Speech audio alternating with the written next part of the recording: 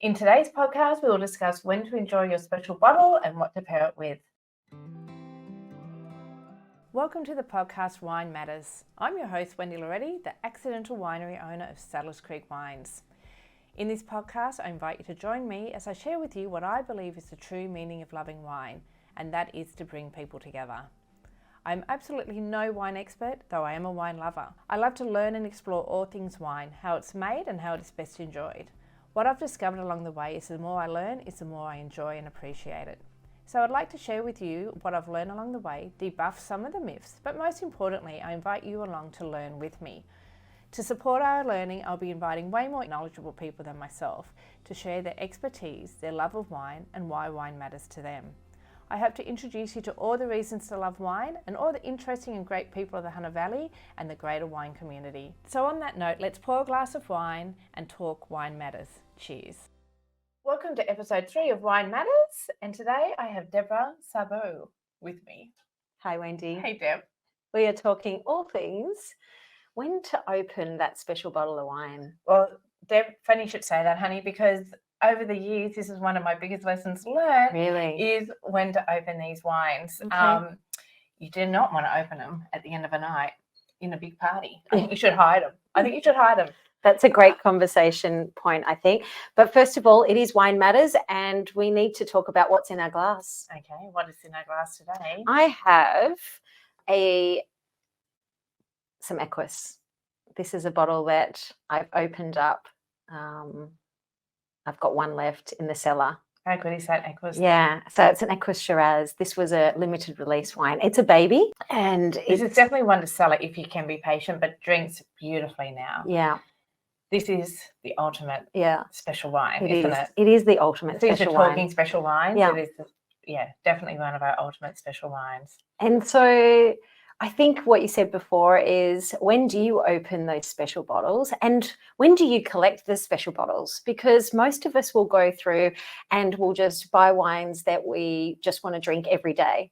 So when you go to a cellar door or buy wine online or whatever, when do you buy those special bottles? For me, I have wine that gets delivered and I like a mix of getting the really good bottles with everyday drinkers. That's right. So that's the beauty of being in a wine club, when you get a nice selection that you wouldn't normally choose as well. And for me, learning what is a special wine and what wine will age and what wine will benefit from laying down for a few years has been a real interesting journey for me as well, because really before that I wasn't sure. I just didn't know. When you go on a wine tasting tour, going to your cellar door, asking what can I age, what makes it special to age. So that's really interesting there, that you think that a really special bottle of wine is an aged bottle of wine.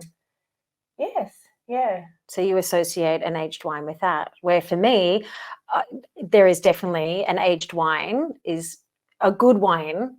You can't age a bad wine and expect it to get better. No, that's right. So a really good wine, if you age it, will just continue to improve. That's not to say that it's not enjoyable now. It is delicious now. So a good wine will start good and just get better. Yes. And if I think about when are those times that you want to open special bottles of wine, because some people don't want to wait 5 years to age a wine. I'm not. Well, I'm so patient. Some people don't have the space to do that either. That's right. So, when do you open it? Or like I said, number one rule is when you not open it. And I think when do you not open it? After you've drunk. After you've had a really nice night and everyone's feeling very lots jolly. Of bottles and of you wine. go, let me go grab this winner. Yes. Because it just is lost in its... It's not like you do enjoy it in that moment, but you're not sipping and savouring it, and you've lost that potential to really enjoy it. So I would recommend, if you have some very special wines, you hide them. You hide them. I've heard so many stories of people where either the kids have gone into the cellar and polish off something, or their parents have come to stay in the house and they've gone in and polished off really good bottles of wine. I can tell you now, 4 kids, and hi Dad, can we, my friends are here, can we grab a bottle of wine? Yeah, right. And we've gone, of course you can, go. And we've come back in and there they are all drinking a 2005 Bluegrass Cabernet. which was like liquid Oh my gold. Yeah, it was gosh. liquid gold in a Yeah. bottle, and we came in and they're going, "This is amazing." Well, I'm glad they appreciated it. I'm glad they thought it was good. Fantastic. So that's tip number 2. It's not about who to drink it with, but sort them out. So you create a shelf for access to your kids and anyone else, and then the rest is like, no, you don't go there. Don't touch. But anyway, so when do you open up your good bottles of wine? That's the question. for me, when I open up my good bottles of wine, when you make that time to sit down, connect with you.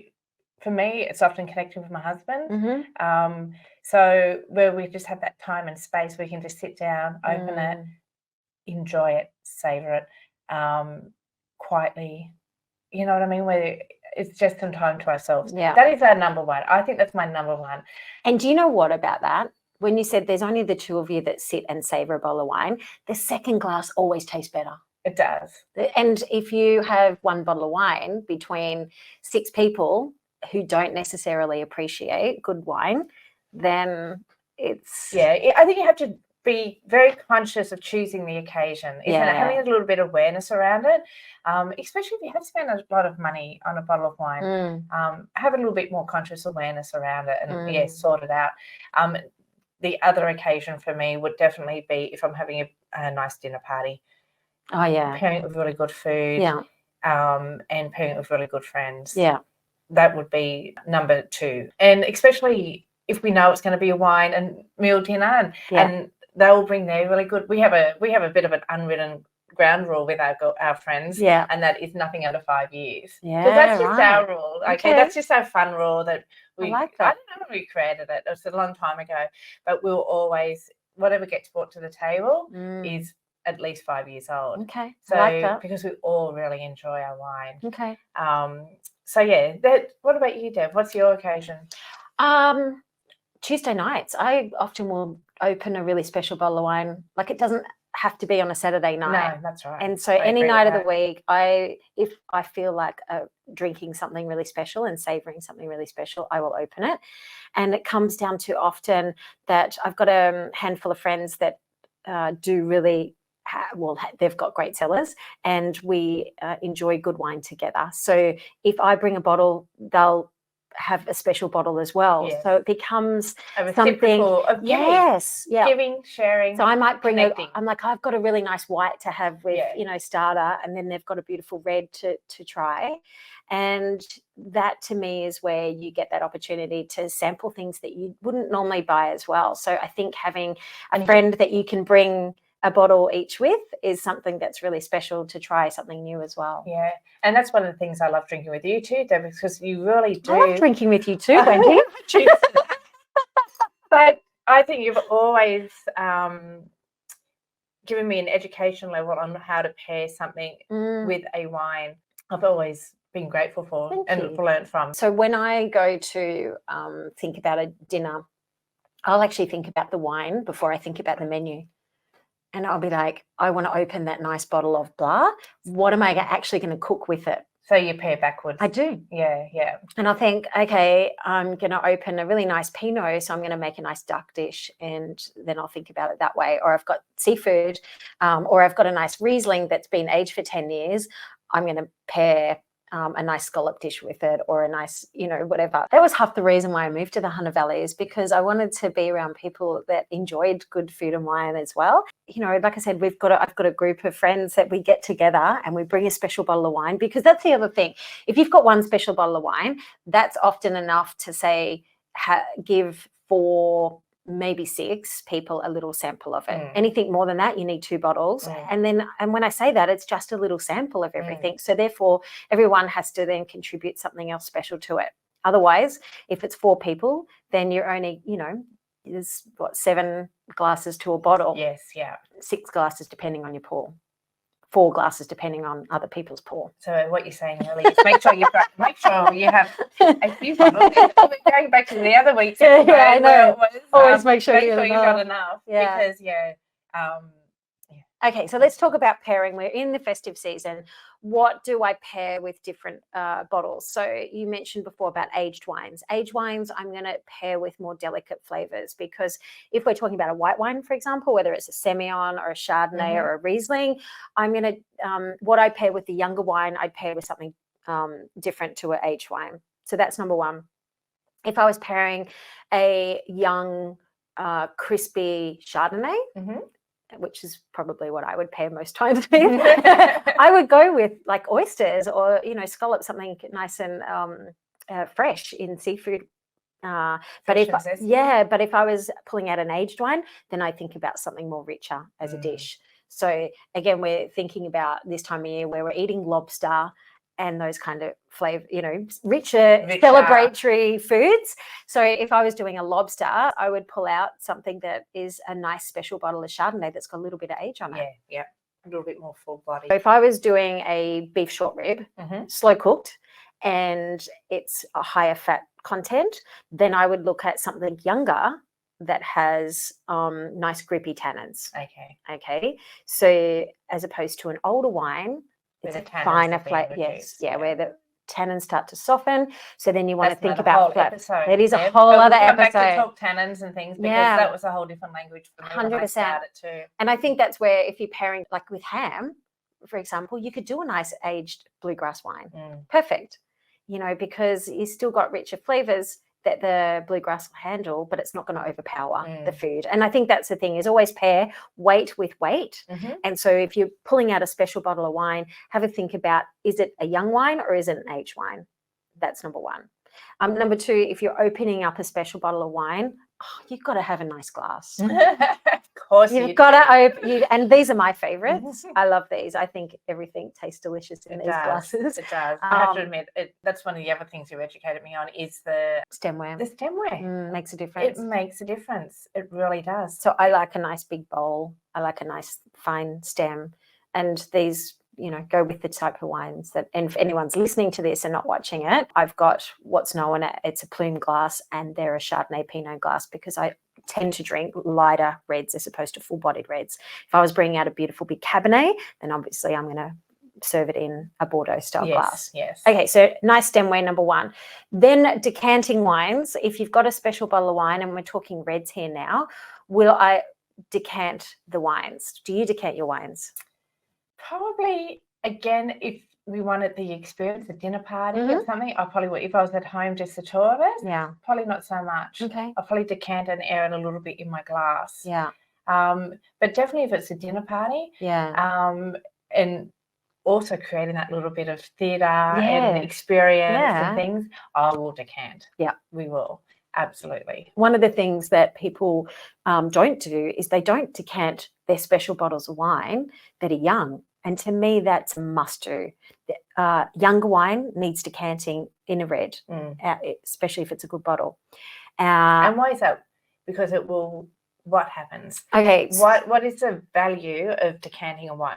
We want to open up the wine. We want to aerate the wine. Aerate it. Yeah. Yes, that's what I was. So young wines that are well made, they're really tight. Yes. Yeah, that's the best way to describe them without going into, that's a whole other episode again. But we're just back to, we want to aerate the wine, we want to open up the wine. And so to get all the fruit a young wine to come out. Yeah, we want to smell the aromas and we want to taste the fruit flavors. And that's essentially why we decant. So a young wine that's a big, good, delicious reserve wine. Like this one. Like this one, if we're opening decant it. And what's your recommendation on, so this is a 2021 year. Yeah. So decanting, here's the thing. So this is my duck, if anyone can see this. This is my party duck. So anytime I do a dinner party, I will pop my wines in it. So aged wines, often people think they have to decant aged wines, which you do to a certain degree, but often they decant them too long, which then the flavor goes. So what I look for when I'm decanting young wines, I will often, and if you see this is my granny's jug. I would decant it in something with a big open mouth, and then I can pour it back into the bottle of wine. Okay, so what we call double decanting. Okay, so it helps to aerate the wine. You want lots of air in there to open it up, and then you can put it back and showcase that beautiful bottle on the table. So that's why I have, and that goes in the dishwasher. That's a really good tip, Deb. Yeah, awesome. Okay, so then there's that. If you have something with a narrow mouth, neck on it rather, it'll slow down that aeration process. So if you look at the inside of that, see, it doesn't have Very a lot narrow. so when you pour an aged bottle of wine in this, it'll decant but not open it up, say like the other one I just showed you. So anyone that's listening to this, an aged wine, a smaller opening neck, and less time. less Well, you can time. open it in a general decanter, it doesn't matter what it is, but less time. Less So time. 10 to no more than 30 minutes for an aged wine. Yeah, It's I more think than we've had, sufficient. you know, I can honestly say when we've really explored a wine and tasted along the way, Yeah. tipping at it when you just open it, decanting it, Yep. tipping it 5 minutes, 10 minutes in, and experiencing that journey, just how much the air will transform the wine. It changes it.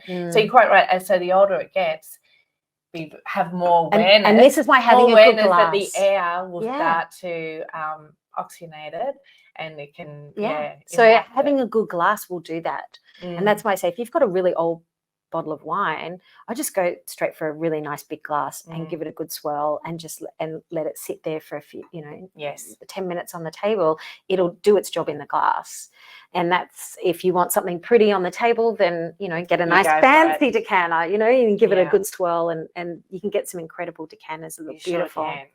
So they're my tips. So if we're thinking food, pair weight with weight. And flavor profile with flavor profile. And then like-minded friends with like-minded friends with you. Get them to bring an equally good bottle of wine. Very important, isn't it? And I think it's really all about tasting wines as well and savoring them. I think any day can be a special occasion. My best bottles of wine I've opened on a Tuesday with a friend that's called around, and they're my memories. They're my memory makers. It's the memory makers. I love that. It's the memory makers. If you want to capture a moment or capture a memory, share a beautiful bottle with a friend or someone. That's really, best way. I love it. I think masterclasses are a great way to try different styles of wines, from such a great idea. Being able to try an entry-level wine through to a top-end wine, because often we don't have that opportunity to. If you go down to the bottle shop and buy wine, you're not going to get that opportunity. It also helps you to understand when is the optimum time to drink special bottles of wine, and should you cellar them as well. Wendy, just to wrap it up, what has been your last special bottle of wine that you've enjoyed? Oh, my last bottle.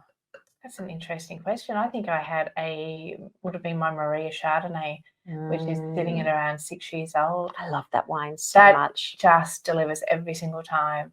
Unbelievable. So that would have been last Tuesday night, I think. We're talking about Tuesday night. I love it. Yeah, and that was a white wine. And I love your insight in that a very special wine doesn't have to be an old wine. So thanks for that. That was a great insight. Yeah. I think that wraps up our episode, Wendy. Thanks, Wendy. Cheers again. See you in the next episode. See you next time. Wine matters. Wine matters.